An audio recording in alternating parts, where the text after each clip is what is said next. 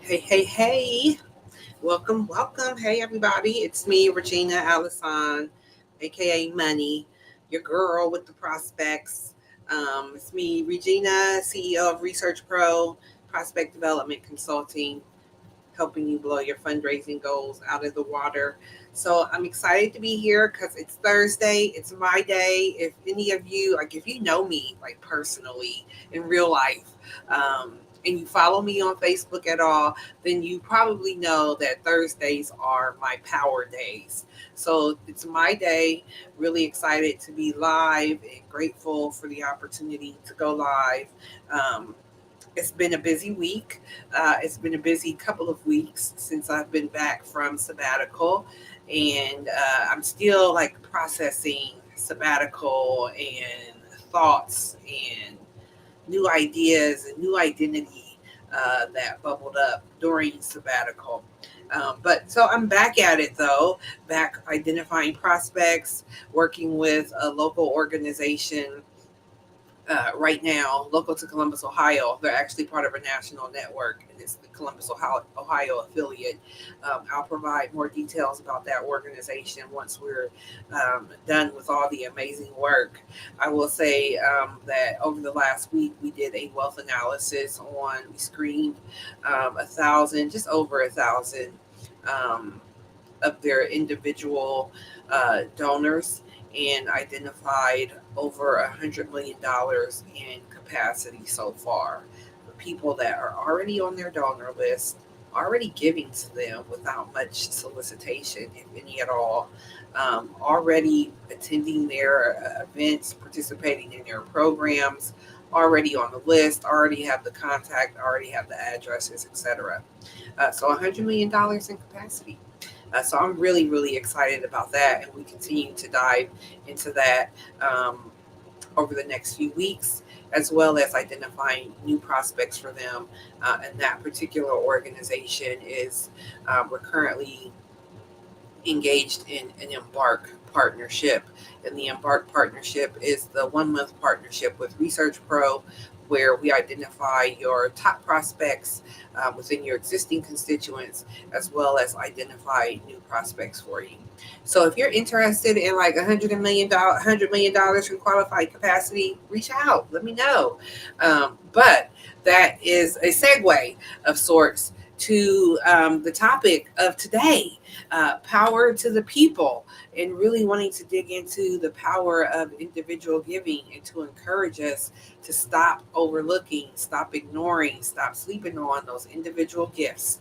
Um, we'll get into this a little bit more this afternoon for today's third Thursday Professor Prospect pop up session at 3 p.m. Eastern today. So you still have some time, still have a couple hours before we have that session. You have some time to register. The registration links and all of that are in the description of this video. So you have time to register for the today's Professor Prospect pop up and drop in. Bring your questions, bring your challenges, and we get right into. It's open. So if you have questions, we'll dive into it. If you don't have questions, we'll sit in silence, I guess. But I always like to start and open with just a little bit of a sort of a thematic topic.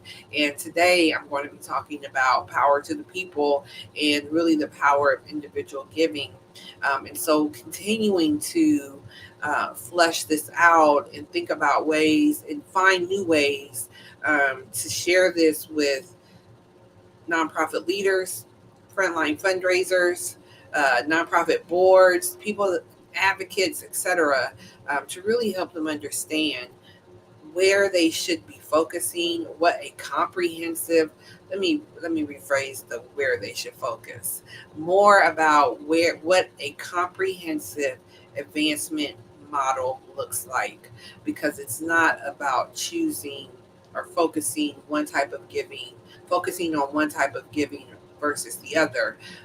It's a comprehensive advancement model, and it's an approach that is necessary and um, works. So, individual giving, I will always talk about that and advance that. Um, because it's necessary. And so one of the things that I kind of want to talk about and get into this afternoon is this idea of, well, we have grants. I hear this a lot. I was in a meeting with the organization yesterday, and the idea of fundraisers and nonprofit leaders saying we don't need prospects. We have enough prospects. And so I encounter that more often than I would like. And aside, the ideal client piece of that aside, um, there is a lot of nonprofit leadership out there that really doesn't understand uh, the science of fundraising, how the advancement model works. And so when I hear organizations, when I hear leadership saying we don't need any more product prospects, or even fundraisers saying I have enough prospects, it's kind of like, really? Because I would love to be in those shoes. I would love to be at the organization that has enough prospects for today, for next year, 5 years from now, 10 years from now, about 20 years, about 30 years, especially when we talk about planned giving. So I really want to continue to push against this notion of um, that we will focus on corporate giving. We will focus on business development. We will focus on sponsorship partners, etc., rather than leaning into the power of individual giving, the power of the people. And so I like to lean into that because we know research proves to us, the Giving Institute, Giving USA rather, produces the report every year and shows us and lets us know that while corporate giving is very important and vital to some organizations, most especially startup organizations and emerging organizations, that initial corporate grant, foundation grant, etc., is vital. However, we know that individual giving is the largest piece of the philanthropy pie. And corporate giving has never topped 6%. I have to double check my numbers for this past year. But I like to level set. I like to share that information as a level set for organizations and for leadership to help them understand that yes, corporate giving is important. Yes, foundation giving, institutional giving is absolutely important, and it is part of the advancement model.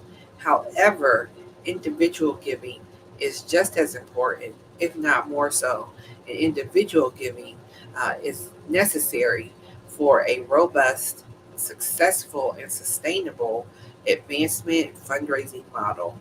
So that's the power to the people, and I will remain passionate about that and stay on my soapbox about that and continue to share that. So we'll get into that a little bit this afternoon, as I mentioned at the Professor Prospect pop-up session at 3 p.m. this afternoon, and there's still time to register. So I'm also really curious about and continue to kind of dig into and pick apart people's belief systems. So your beliefs play such an important role, and we know this, like in life, right? We know this. Your beliefs around money shape so much about how much you earn, what you expect to earn, um, your relationship with money, your relationship with debt. All of that can be attributed to some sort of your internal and subconscious beliefs, and so that same belief system is at play when we talk about philanthropy. And just because we're at work and we're doing our jobs to ask for money or to be fundraisers or to be good advocates for our organization, that does not mean that we automatically have shifted our subconscious belief system around money, around value, around the value of our organizations. And so I continue to kind of pick at that because I continue to encounter nonprofit leaders and seasoned veteran frontline fundraisers even that will pause and hesitate Like, am I allowed to ask for this? Do we deserve this? Is it okay for me to ask for these large gift amounts? Is it okay for me to ask for more than $25? And so that belief system, our belief system, continues to bubble up as something that I see needs attention. And within our industry, we don't spend a lot of time on that. So I'll continue to kind of um, pick it apart, and help. I'm really interested in helping individuals understand that, well, yes, you have permission. You have permission to engage in philanthropy, but let's dig deeper and understand, why do you think you need permission? What paradigms or systems or structures or default mindsets are at play to make you think you need permission to ask people to support your organization? What is the deeper thing at play that makes you think you can't ask for $100,000 for your program when you have the impact results, you have the impact story? What makes you think that the individuals that come to your events, that come to your programs, participate in, all of the impact that you have to offer, what makes you think those people will not support you? That's in I meet so many leaders that continue to say the people we serve will not support us. And that's problematic for so many reasons. But it's just from the perspective of the science of fundraising, it's problematic because you are overlooking one of your greatest prospect pools. And so I want us to push past that. I want our organizations to push past that so that we can be sustainable, so that we can tap into the generosity that is already out there. So continue to dig into belief and pick that apart and poke at it and look at it from different ways and try to figure out what are those belief systems at play. Um, so that's something that I'm really interested in, and we'll continue to dive into that in future sessions. And when I will come live, I want to keep talking about it because it's real, and I continue to run into nonprofit leaders and fundraisers, frontline fundraisers alike, where I can give them a list of highly qualified names, and then there's this resistance of, will these people support me? I don't believe they will support me. And then we got to unpack that, right? We got to unpack that. So join me today. If you have questions about your fundraising and your belief systems and how to get individual giving started for your organizations, I invite you to join me for today's Professor Prospect pop-up session. And then also coming up in just a couple of weeks on March 13th, I'm doing a webinar with the amazing Whitney Barkley with Speakerazzi. So excited to partner with Whitney. We are hosting the workshop. It's called AI and Prospect Development, your nonprofit roadmap to campaign readiness. And so really excited about that. I don't know if you know Whitney or if you've been to any of her trainings about AI and how to use different AI tools. But she is absolutely phenomenal. She's brilliant. She's a superstar. And in designing the outline and creating the outline for the workshop, I learned so many things just from building the session with her. So excited to share some additional resources, excited to take organizations through the process of determining, are you ready for a campaign? What does it mean to be campaign ready? And how do you use AI to get campaign ready so that you are then ready for prospect development, and you're ready to identify donors. And once you identify donors, you're ready to engage them. And you have the belief system in place that you know that you can and that you're worthy of it. And you have permission to actually ask for these dollars and engage these people in a cause like yours.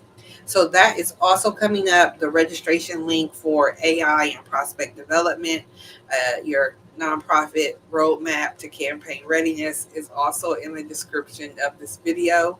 So I hope you register and check that out. So I just wanted to come on live. I think my goal every time is 15 minutes, and I'm at 15 and some change. 15:15. I saw that. And so just wanted to come live because consistency, because it's my day. And yeah, so that's all I have for you today. I look forward to going live again next week. I believe I'm going live. I'll be traveling. I'll be on the road next week, in Cincinnati, actually. So if anybody's in Cincinnati, want to get together for lunch, if you're in Cincinnati and you're like, hey, I need prospects, reach out. We could possibly meet in person while I'm there. So thanks for watching, uh, and I'll see you next